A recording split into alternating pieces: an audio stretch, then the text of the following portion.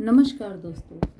कभी कभी हम सोचते हैं कि भगवान केवल बड़े बड़े नियमों, विधियों और शास्त्रों से ही प्रसन्न होते होंगे।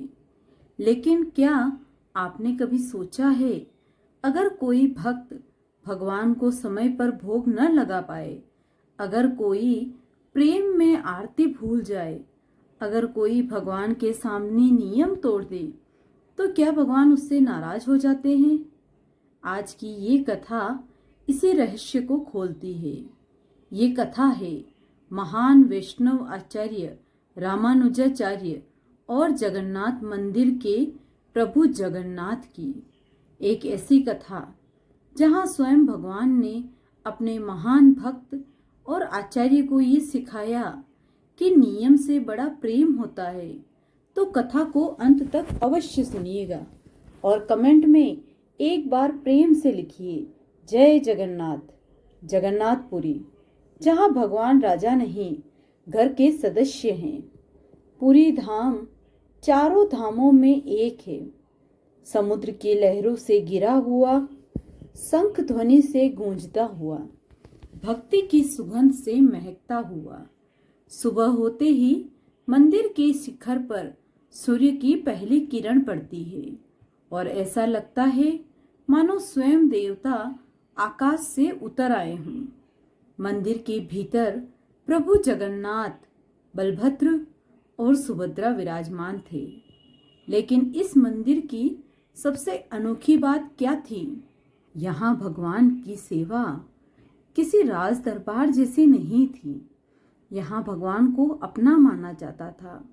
कोई उन्हें अपने पुत्र की तरह मानता, तो कोई मित्र की तरह, तो कोई उन्हें अपना स्वामी मानता, तो कोई अपने घर के सदस्य की तरह मानता।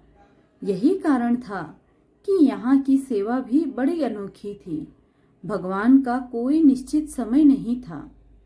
कभी रात के 10 बजे शयन होता, तो कभी 12 बजे, कभी कभी तो 1 बजे तक भी भगवान जागते रहते और सुबह तक। कभी 3 बजे उठ जाते, कभी 4 बजे। कभी किसी दिन भोग जल्दी लग जाता, तो किसी दिन देर हो जाती। बाहर से देखने वाले को लगता ये कैसी व्यवस्था है, लेकिन उड़िया पंडा पुजारी कहते, अरे हमारे प्रभु है, जब जैसे चाहे वैसे रहेंगे। वे प्रभु के सामने नाचते, गाते, हंसते, कभी कभी रोते और कभी कभी प्रेम में इतना डूब जाते कि समय का ध्यान ही नहीं रहता। उधर दक्षिण भारत के महान आचार्य रामानुजाचार्य वैष्णव धर्म का प्रचार कर रहे थे। उनका जीवन अत्यंत अनुशासित था। शास्त्रों का उन्हें गहरा ज्ञान था। भक्ति में पवित्रता थी, सेवा में मर्यादा। उनके आश्रम में सब कुछ समय से होता। कौन कब उठेगा, कौन कब स्नान करेगा, कब प्रभु को भोग लगेगा, कब उनकी आरती होगी, सब निश्चित था। एक दिन कुछ यात्रियों ने उनसे जगन्नाथपुरी की सेवा पद्धति का वर्णन किया। उन्होंने कहा, आचार्य जी, वहां तो सेवा का कोई नियम ही नहीं है। रामानुजाचार्य जी गंभीर हो गए। उन्होंने सोचा, ये उचित नहीं। परमात्मा की सेवा शास्त्रीय नियमों से होनी चाहिए। और तभी उन्होंने निश्चय कर लिया, मैं स्वयं पुरी जाऊंगा। कुछ दिनों बाद रामानुजाचार्य जी अपने लगभग 5000 शिष्यों के साथ जगन्नाथपुरी के लिए निकल पड़े। बहुत लंबी यात्रा थी। कहीं जंगल, कहीं पर्वत, तो कहीं नदी। शिष्य कीर्तन करते चलते, हरे राम राम राम हरे हरे, हरे कृष्ण कृष्ण कृष्ण हरे हरे। आचार्य जी के मन में केवल एक ही संकल्प था कि भगवान की सेवा को व्यवस्थित करना है। कई दिनों की यात्रा के बाद अंततः जगन्नाथपुरी दिखाई दिया। दूर से मंदिर का विशाल शिखर दिखाई दिया। शिष्य भाव विभोर हो उठे। सबने भूमि पर दंडवत प्रणाम किया। जब रामानुजाचार्य जी मंदिर पहुंचे तो वहां का वातावरण बड़ा अनोखा था। कोई सेवक हंसते हुए भोग ले जा रहा था, कोई प्रेम से गा रहा था, कोई भगवान के सामने नाच रहा था, और समय समय की किसी को कोई चिंता नहीं थी। आचार्य जी ने पूछा, भगवान का शयन कब होगा? एक सेवक बोला, आज शायद 10 बजे। दूसरा बोला, नहीं, आज तो देर होगी। तीसरा हंसकर बोला, प्रभु की इच्छा। ये सुनते ही रामानुजाचार्य जी का चेहरा गंभीर हो गया। अगले ही दिन उन्होंने मंदिर के प्रमुख सेवकों को बुलाया। आज से सेवा शास्त्रों के अनुसार होगी।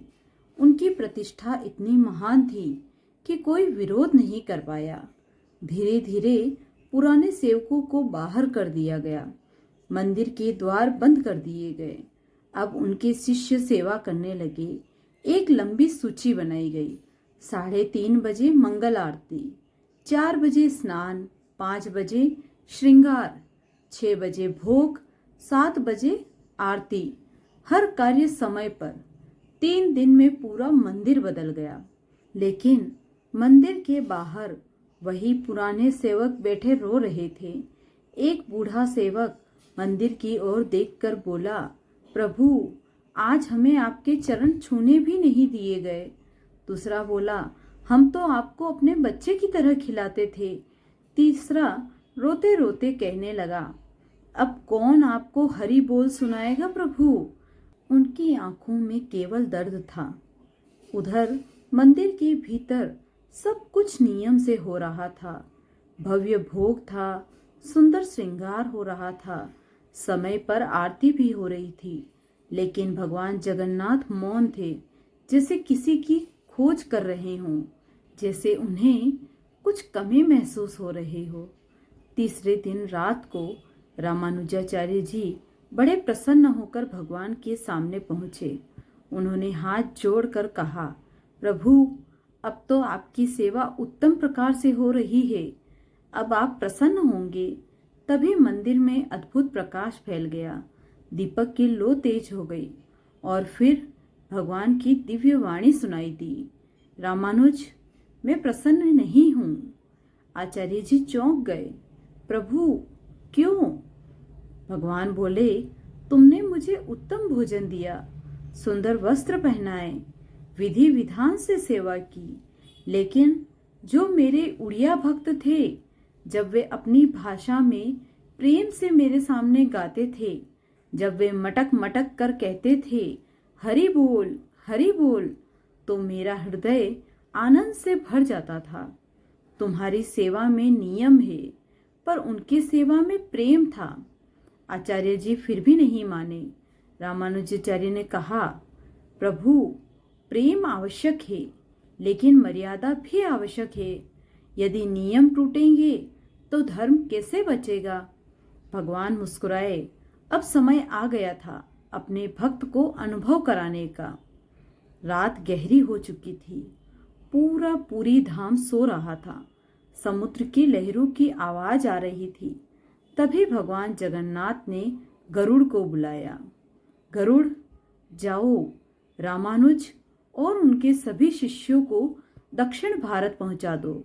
क्षण भर में गरुड़ जी विराट रूप धारण कर प्रकट हुए। उनके विशाल पंखों से आकाश ढक गया। वे धीरे धीरे उस स्थान पर पहुंचे जहां आचार्य जी और उनके शिष्य सो रहे थे। सब गहरी नींद में थे। गरुड़ जी ने अपने दिव्य प्रभाव से सबको उठा लिया और कोई जागा तक नहीं, और फिर आकाश में उड़ चले। नीचे समुद्र छूट गया, जंगल छूट गया, नगर छूट गए। रात भर गरुड़ जी उड़ते रहे। सुबह जब आंख खुली, ब्रह्म मुहूर्त हुआ। रामानुजाचार्य की आंख खुली। उन्होंने देखा, ये क्या? ये पूरी नहीं था। समुद्र गायब था। सामने बह रही थी पवित्र कावेरी नदी। शिष्य भी उठ गए। सब घबरा गए। हम कहाँ हैं? थोड़ी देर बाद पता चला वे दक्षिण भारत के श्रीरंगम में हैं, हजारों किलोमीटर दूर। सब समझ गए ये भगवान की लीला थी।